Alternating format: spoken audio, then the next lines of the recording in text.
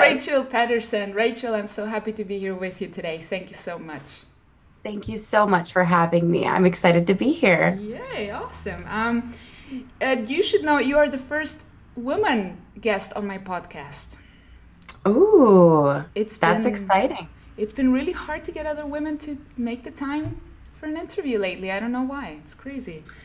I've been hearing that from a lot of people. They've said, people say, "How come you don't have more women on your podcast, on your magazine, on your stage?" And people are reaching out and they're like, "I am trying. It's harder to get women." I wonder why that is. We can talk about that, but I mean, I've been able to speak to Gary Vaynerchuk and a bunch of people who seem to be very busy and are very busy. But when I reach out to other successful women, they're like, "Sure, next year." Anyway, So interesting. yeah, I'm happy you're here. So, first of all, for the very few people that may not know you, I'm sure there are very few. Could you share with us your story, how you got started in this entrepreneur journey, where you come from, and what was your breakthrough? Yeah, absolutely. So I'm still pretty new to the world of entrepreneurship, which kind of blows my mind still. It was about 3 years ago that I started this whole journey towards becoming an entrepreneur. I was working in my 9 to 5. And ultimately, what happened was I stayed home with my daughter when she was sick and I got written up. And I was so upset that I was like, I need to figure something else out. This isn't working for me anymore. And so I started doing what I knew a little bit about, which was social media. I was like, maybe I could secure clients, maybe I could help some people. And it only took about 6 months. And I completely replaced my income from my 9 to 5. So 6 months after I started the journey, I was ready to leave my 9 to 5, kind of a scary moment. For me, that was like the first breakthrough was my breakthrough in mindset. Everyone had always said like, oh, a 9 to 5 is secure. It's the job that you're going to have. You're going to stay in jobs for the rest of your life. So that was the first breakthrough in my mind. But some major, major breakthroughs happened over the next probably 2 years from there when we started working with clients and started getting some really big results. And that's when it was like, okay, this is real. This is legit. This is a real business. It's go time. And so I worked next to retire my husband from his 9 to 5. And now he only works in my business, which is really fun. And, a lot has happened. I think the last 6 months have been really big for me because I had a baby. I spoke on stage while I was 9 months pregnant. And then it kind of just felt like there was a whole bunch of momentum that happened from all of those things. It was crazy. It was like my business birthed a new life as I was birthing a baby. But there have been some major, major lessons along the way. What are some of those lessons you've learned? Oh, by the way, when you said it took 6 months, so when was this? How long ago? Before I had Dominic, it was probably just about the start of this year, a little bit after the start of this year, that we started getting major, major momentum in the business. But there was something that wasn't working with my business model. And it was that I was working 80 to 100 hours a week. I kid you not, like working like a crazy person. I remember I was pregnant and I was doing all-nighters because I had so much work and not enough team. And I was burning out completely. And so the day I had Dominic was a really special day because that was when I decided I'm done pulling all-nighters. I'm not doing this anymore. I have 3 kids. I have a husband. And so for me, it was like there were 3 months of momentum in my business that had started to build up to that point. And I was really nervous that pulling back a little bit would be detrimental to my business.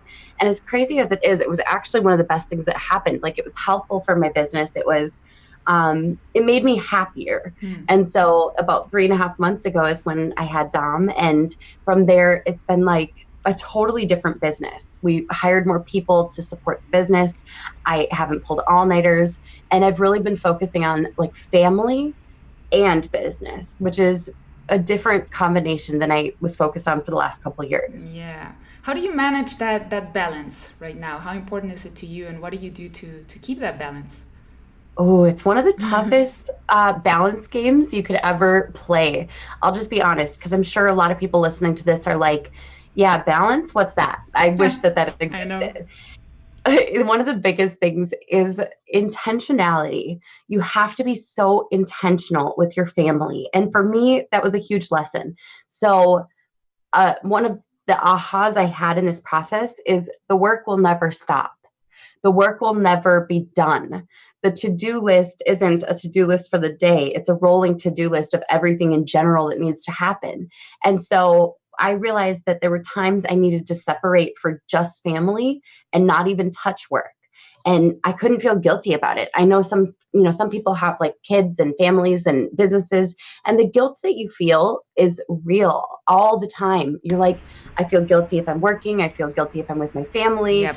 How do I win? And for me, when I actually truly disconnected from work, no apologies, that was a really big game changer. And I remember like some of my clients would text me when I was with family or on the weekend or send me a box.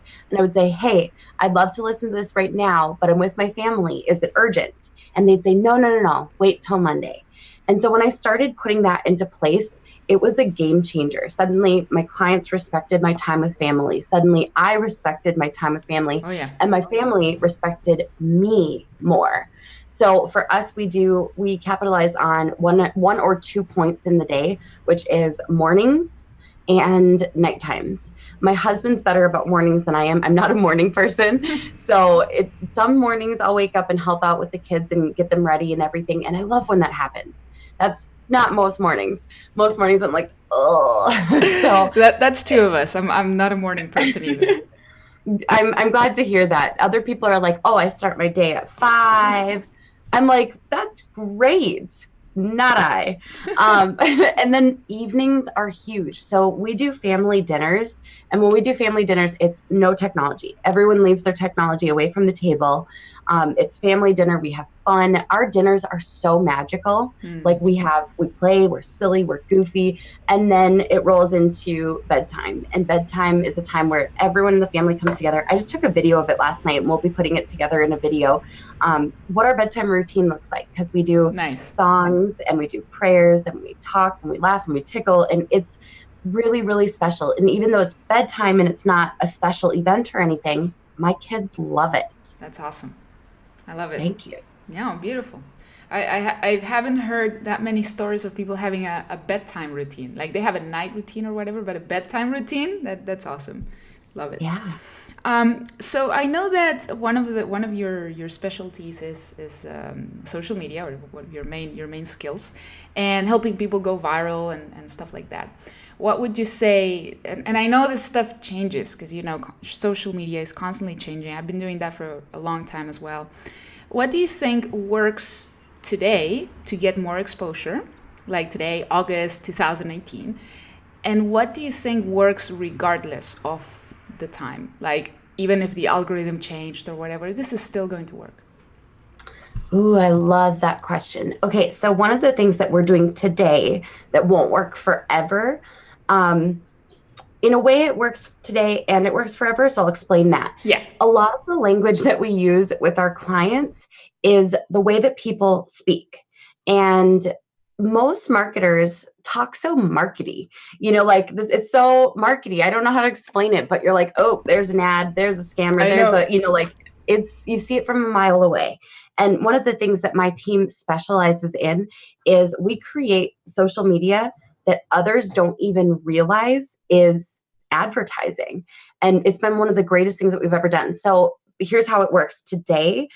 How do people talk? They talk really silly. Like a lot of people are very goofy on social media. They use a lot of emojis. They use slang.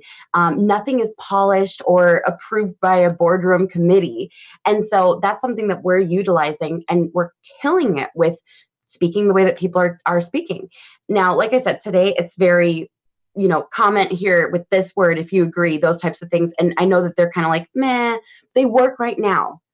But there's the underlying basis of recognizing the way that people speak and matching that. I believe it was Ogilvy who said that you need to, I'd have to look up the exact quote, but he was talking about speaking the way that other people speak. And, he mentioned when he was looking at his target market, he was like, it's my wife, it's your wife, it's this and that. And I wouldn't like it if you spoke to my wife that way. So I write my ads, he writes his ads with his wife in mind. We do the exact same thing with social media. And just today, it's very informal. So that's going to change. But the underlying concept of always understanding the way that people communicate will not. You got it. That's awesome. I totally agree with you in the way that people speak sometimes, where it makes it really, really hard to understand for others. And you just have to speak their language. Yeah. Pretty easy, yeah. In theory. Absolutely. What would you say is your favorite piece of work from what you've done or work with clients? I've had a couple. Right now, I'm in the middle of a favorite for a different reason. So I'm in the middle of a big launch, and it is someone who shares his cancer healing protocols. It is incredibly impactful.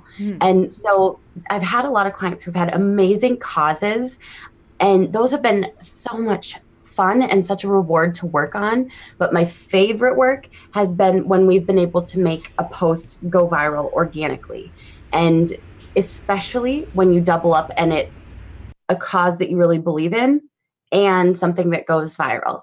I think it's easy to make something go viral because it's a trinket or a gadget or something like that, but it doesn't ever feel as good. You're like, okay, now what? Great. We made that go viral. Awesome. Did we help the world? Did we change the world? And so I still think to this day about one post that we did that went viral. It reached, I think, just over 10 million people in a couple of days. Wow. And it was organic. And that was phenomenal. It was very, very exciting because that had been the one reason that my clients had hired me, was to go viral. And I told them, I can't guarantee that. I can never guarantee that. And then it happened. And it was just such a rewarding day for my whole team to see the power of effective social media in action. And with that, and then other social media, we were able to grow that client's page to over 100,000 followers and gave them a platform to be able to change the world. That's beautiful. That's the person that was sharing their cancer protocol, or that was another? It was another one, but it was another cause that I felt very passionate about. Oh, okay. I'm also very passionate about that, so that's why I ask. I'll be looking out for that one then. Oh, you'll see it all over your feed. It's everywhere right now. Yes. Also, what would you say are other things or rituals that other women could adopt, whether it's attitude or mindset, women who are struggling right now to build their business, women who want to quit their 9-to-5 like we have? What would be your advice for them? Ooh, okay. So this one's a little bit different than what everyone else says. A lot of people say jump and build your plane on the way down.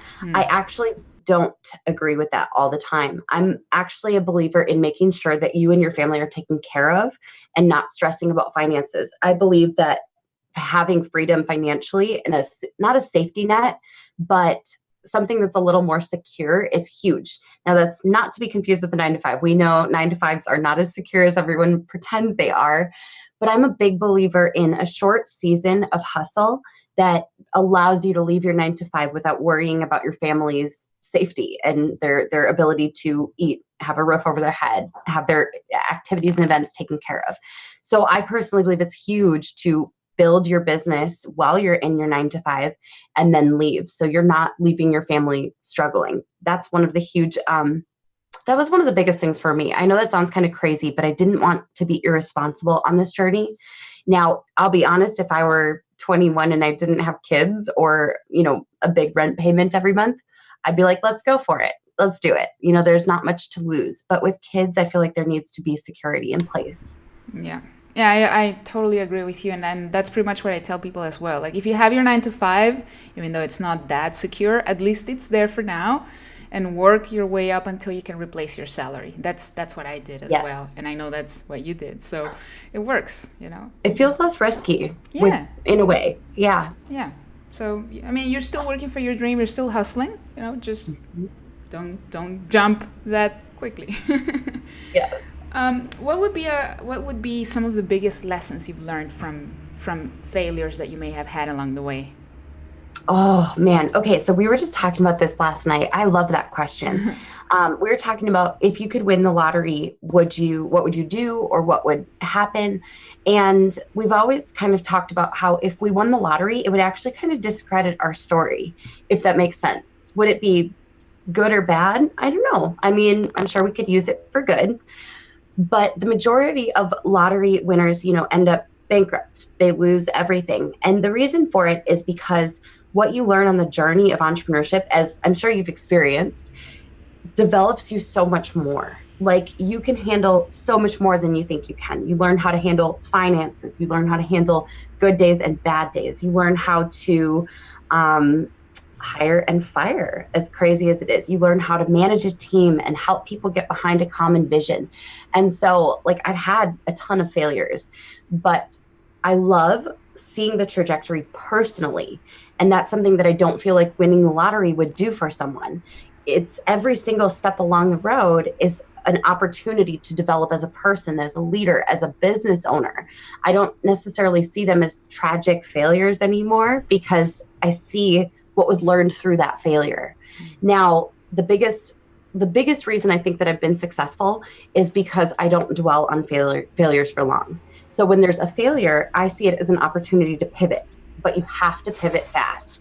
And most people keep clinging on for dear life to a failure, being like, I know I can make this work. I know I can make this work. But that's not the reality of what's happening.